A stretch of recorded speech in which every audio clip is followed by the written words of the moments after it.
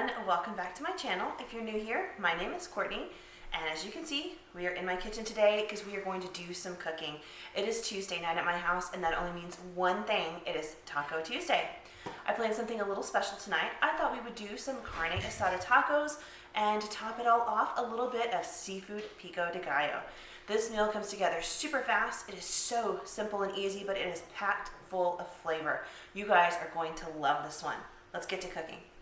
Here we go. This is what you need for the Carne Asada marinade. Now, I know it looks like a lot of stuff, but we're making Carne Asada tacos, and that means minimal ingredients. So what we're working with, our steak, really has to be big and bold and bring its A game to the table. So we want to make sure we give it a marinade that's really going to stand up to our expectations. So for that, we're going to need a little bit of orange juice, some garlic, some parsley, some red wine vinegar, some jalapeno. I've got a little bit of lemon juice hidden back here that you can't quite see. I've got some onion powder, olive oil, cumin, soy sauce. I know it sounds weird, but that bold, salty umami flavor is amazing, and it's really gonna bring something special to this marinade. And finally, a little bit of chili powder. So we're just gonna go ahead and kind of mix all of this together and then pour it over our steaks and let it marinate all day. Okay, so the first thing we're going to do is start with our jalapeno. We're not doing anything fancy on this guy. Just going to kind of cut him down a little bit. While trying not to touch him too much, I'm going to try to get out a lot of the ribs and the seeds.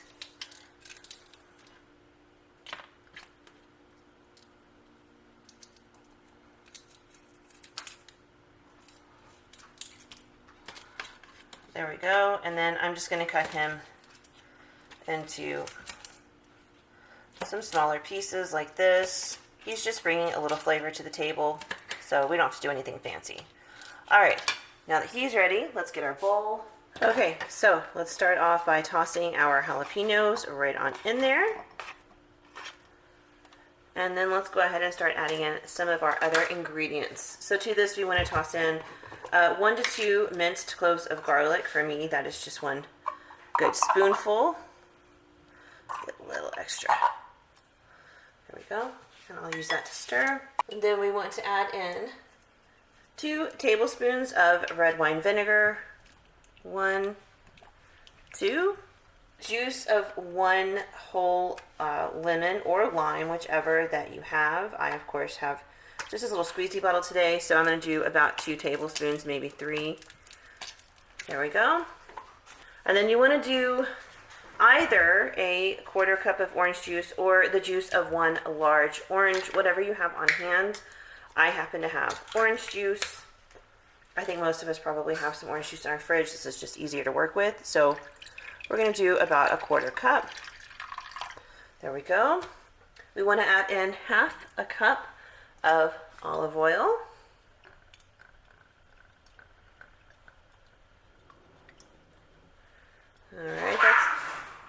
All right, that's looking pretty good.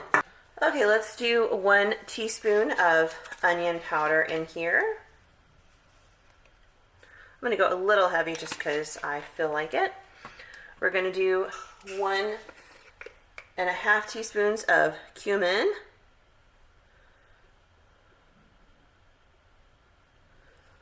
There we go. We're going to do 2 tablespoons of the soy sauce. 1, 2, and I'm going to add just a little bit extra. And if you were working with fresh cilantro, you'd want to add about 1/2 cup of fresh chopped cilantro. I don't have cilantro, I have parsley, so I'm going to add about 2 tablespoons of this. There's 1, and there is 2. And our final ingredient is some chili powder. We're going to add in about 1 tablespoon of chili powder.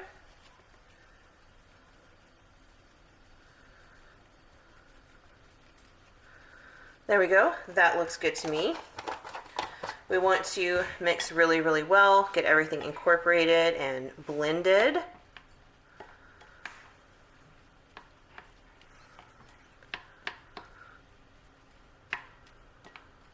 Smells fantastic. This is going to be so delicious. All right, make sure all the spices are really well incorporated in there. All right, looks good. I'm going to kind of just mash on our jalapeno chunks just a little bit to get them to just kind of release some of that beautiful flavor, some of their juice.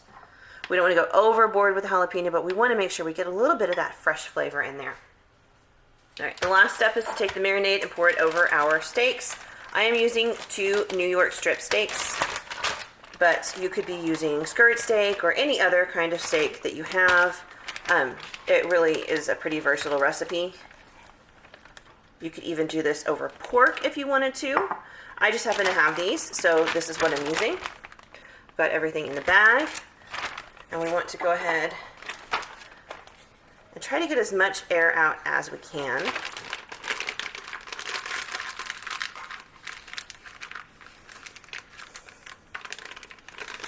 Okay, and then I'm going to get my steaks to lay pretty flat in there, like so, and really get this marinade working around them.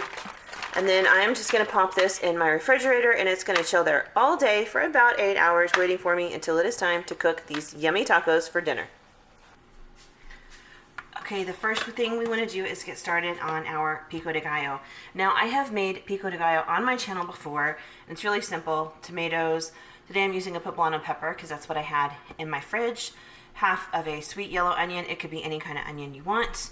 A little bit of lemon juice, and then I did say seafood, pico de gallo, so I have picked up these seafood snackers. It's just the imitation crab.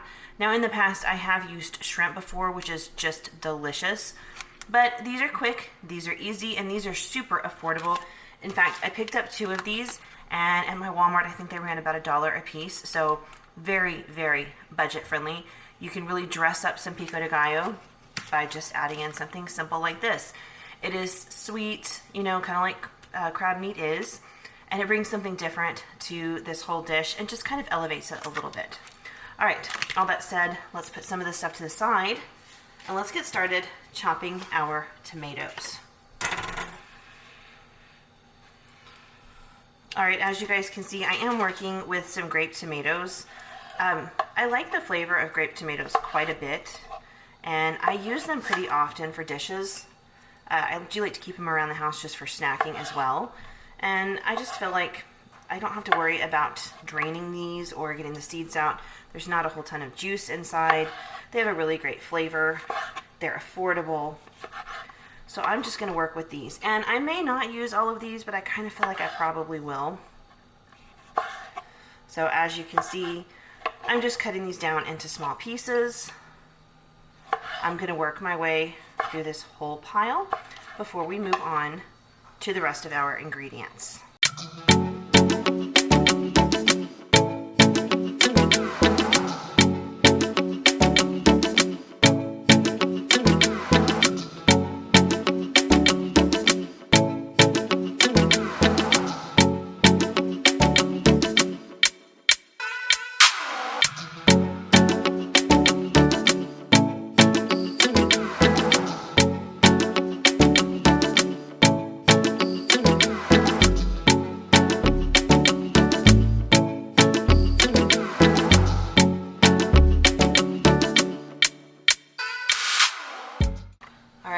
We have a bowl of beautifully chopped tomatoes. They're all ready to go. Next up is the pepper and the onion. I'm actually going to go get a glove on before I touch that guy. All right, I am ready to handle our pepper. I do actually have my contacts in today, so I don't want to take any chances on my eyes. Usually, poblano peppers are really mild, but not all the time. So, there was this one time. I was making homemade chili rellenos for my husband and myself, and I had some poblano peppers, and I roasted them, and then I went to work, you know, peeling the skin off and getting the seeds out of the inside, and my hands started burning.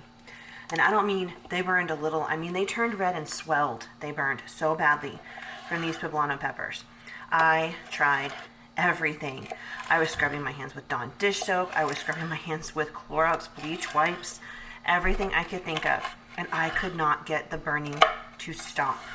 It was hours and hours and hours of discomfort. My hands were so swollen and so red. It was terrible. So, long story short, I learned my lesson, and I always glove up, even with poblanos, because sometimes you will get a super hot poblano.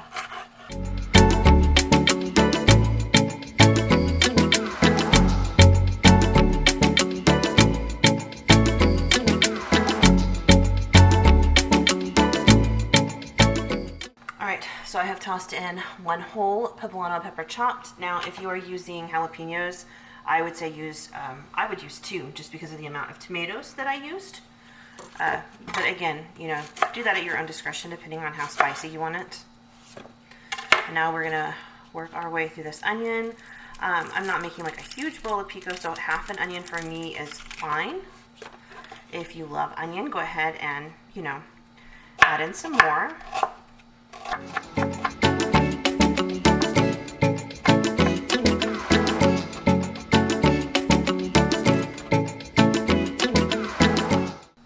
Alright, we have our peppers, our onion, and our tomato all in there hanging out. And it is time for the final ingredient, which is these seafood snackers. This is just imitation crab meat. Again, I mentioned earlier, you could also use shrimp. I've used shrimp a ton of times. It tastes absolutely wonderful. The only reason I'm not using it today is just because this imitation crab is super affordable for anyone and everyone. Sometimes shrimp can get a little pricey, so I wanted to use something that I knew everybody would be able to afford. So I'm just going to go ahead and chop mine up into small pieces, about the same size as all the other things in my bowl. And this is super easy to chop up.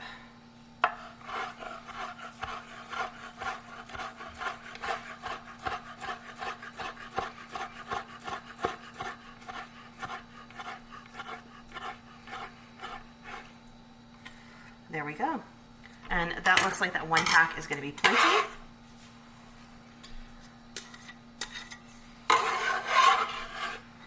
There we go.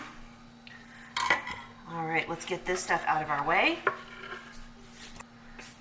Okay, now we have our peppers, our onions, our tomatoes, and our imitation crab. We're going to throw in a little bit of lemon juice. I'm doing about a tablespoon or so. And then the final ingredient is just some salt.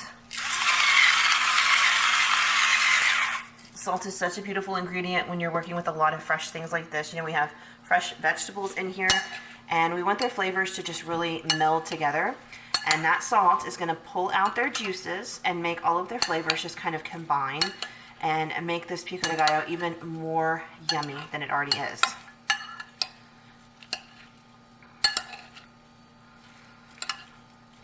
So now, generally I would put in some cilantro, but earlier, as I mentioned when I was marinating the meat, I ordered some with my grocery pickup and I did not get any. So we're just kind of gonna go cilantro free today. I'm sure that some of you out there are gonna love that, because I know there are a lot of people out there that do not like cilantro. These dishes can all be made without cilantro at your own discretion, however you feel about it. And today we're gonna go without cilantro.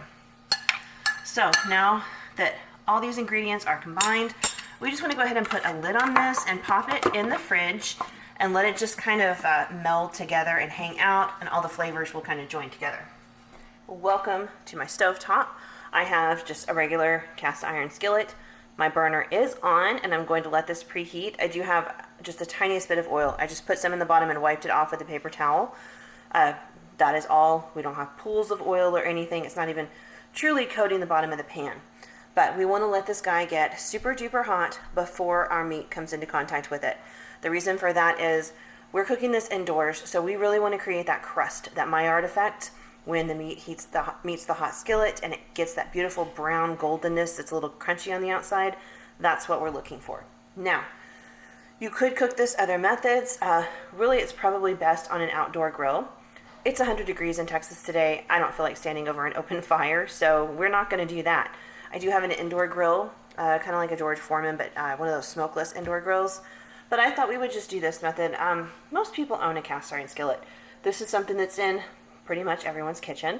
So I felt like this would be the best way to showcase this meal.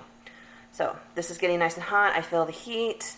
We want to wait till we start to see just a little bit of smoke coming off the pan with the oil in there, and then we will put our steaks in. All right, while we're waiting, here are those beautiful steaks that we put on to marinade this morning. You can see all that marinade just soaking right into those beautiful steaks that we have. These are New York strip, but you could use skirt steak or London broil or any other kind of steak. I've used sirloin steak a million times to make fajitas in the past. I think it would probably make some amazing carne asada. I think more traditionally people would use skirt steak. I'm not a huge fan of skirt steak. It's just so temperamental. It can be super tough if you don't cook it just perfectly, and slice it just perfectly. Sometimes life happens, it gets in the way, and we can't do everything just perfectly. So I'm going to work with a much more forgiving cut of steak. All right, there's a lot of heat coming off that pan. We're getting super, super close. One thing I do want to mention, we do want to try to knock a lot of the marinade off before we pump these guys in the skillet. We're not looking to steam them or boil them. We just want to sear them. So I'm going to kind of just shake them off a bit before we toss them in the skillet. And it looks like it is about ready. I'm seeing little bits of smoke. So here we go.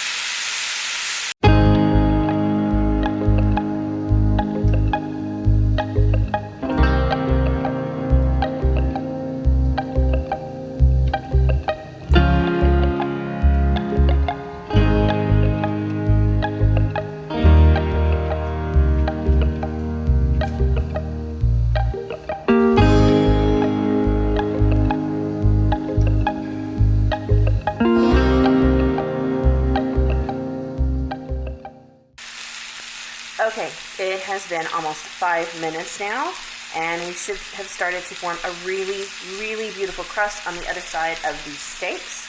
So it is time to go ahead and flip them.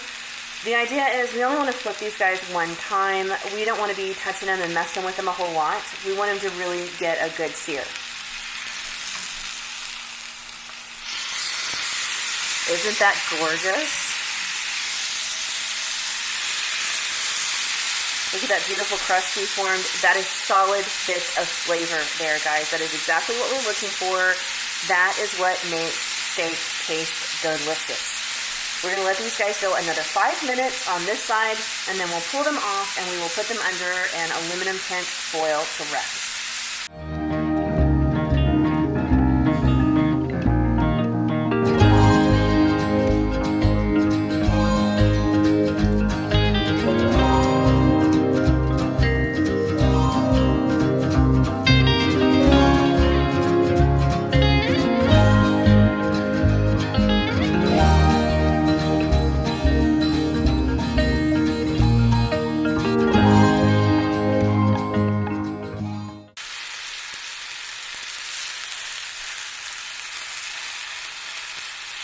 Okay, these steaks feel really good to me, so we're going to go ahead and turn off the heat, and we're going to take them over to our waiting cutting board. Look at that beautiful color we have.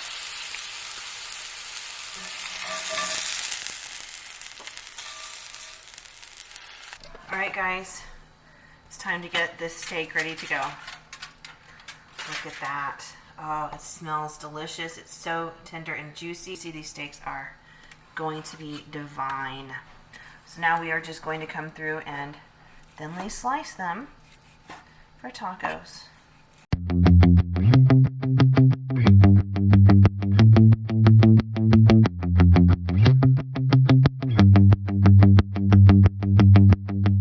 Can you guys see that pink in the center? Perfect.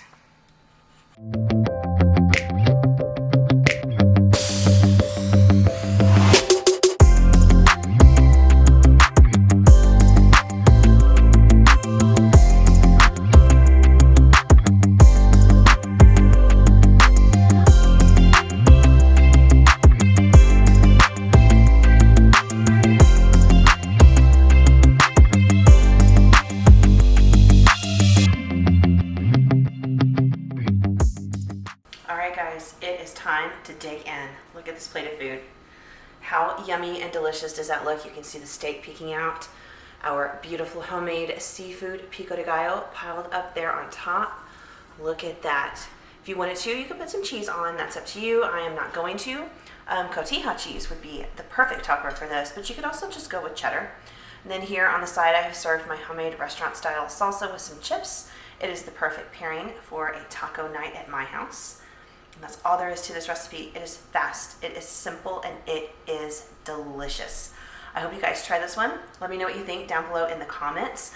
And until next time, I will see you guys really soon. Bye.